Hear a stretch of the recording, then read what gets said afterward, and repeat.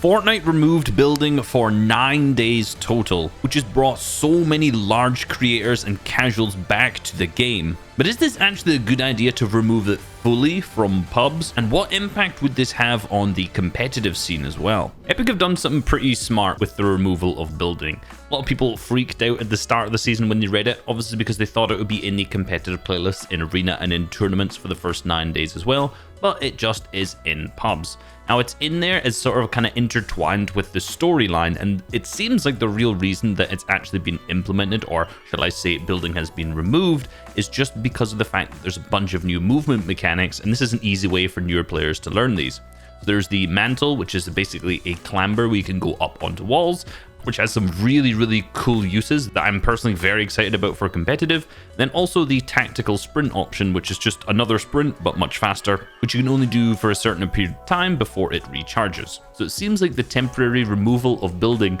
is so that players can get adapted to some of these new movement mechanics before implementing them with the building and editing at the same time. Now a lot of the players coming back to this obviously like this change because firstly they aren't that good at building themselves, and it lowers the overall skill gap more to just a shooter, right hand, peek and aim sort of game. Building in Fortnite is one of the highest skill gaps of any popular game right now. Sure, there's a lot of niche games that have a huge skill gap in specific areas, but in terms of popular games that have a huge player base, nothing comes close to Fortnite's building and editing. Now, with a huge player base and a huge skill gap, that also means that the majority of players are going to be at the bottom end of that, players who are not that good at building and editing. This means that there's a large market for the game of casual players that definitely should be catered to, and something like this is clearly ticking their fancy.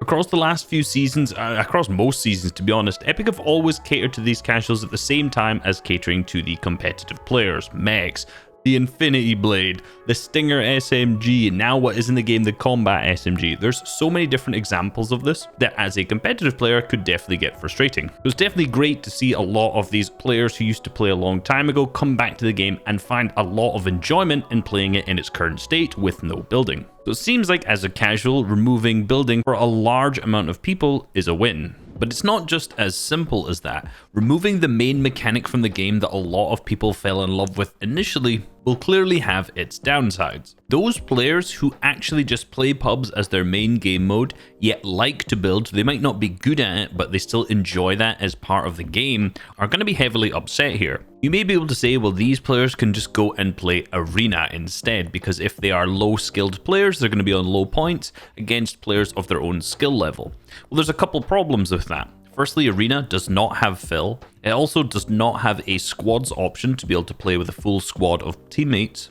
And it doesn't have the fun items in the game that pubs usually has. It just sticks to the competitive loot pool. So these players are displaced. They have nowhere that they can play casually yet still build outside of creative. And my biggest worry with this as a competitive player, and this is obviously a mainly competitive focused channel, is the fact that arena would get even worse then. We all know that the state of arena is not necessarily competitive. Good players play a couple days, maybe a week to get to Champions League, and after that you're against relatively open players in very low quality matches. The games aren't anywhere close to tournament quality. In its current state and the state it's been in basically since release, arena is pubs with Siphon. Now, if pubs were to remove building and all of the players who like to build then moved over to arena as their main source of gameplay, and they just want a public level match, this probably fits that relatively okay outside of the restrictions I said earlier. However, for the players who want arena, like myself, to be a very good ranked mode,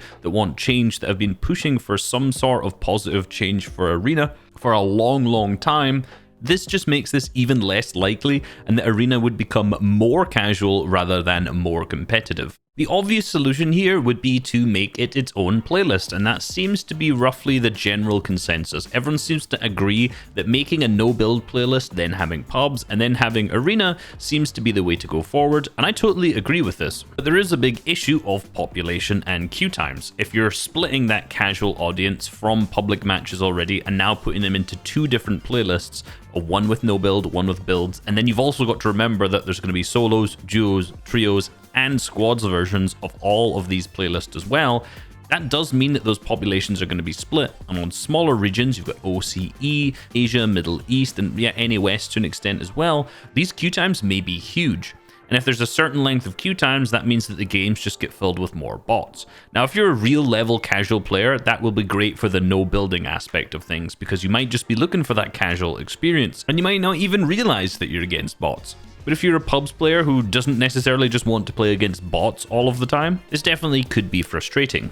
On the flip side of this, having the no-build playlist could bring a lot more popularity to the game, a lot more bigger streamers playing, a lot more discussion about it, a lot more casual players just playing because they don't like the building aspect anyway, which could increase the population size, which could narrow down these queue times anyway. So it seems like a win-win just to have a no-building playlist. There's actually been a no-build tournament announced for tomorrow, the 24th of March. This is actually a duos tournament. I'm interested to see how this plays out with the high-level players. What do they end up doing? How do they actually end up winning this? I really hope this in no way impacts the main game mode, the main building mode, but fun little LTMs and small little tournaments like this where you're not allowed to build, I think make a really good addition to get new players interested in the competitive side of the scene before stepping up into the regular game mode. Hope you guys enjoyed this video and learned a lot. Please subscribe if you aren't already. Peace.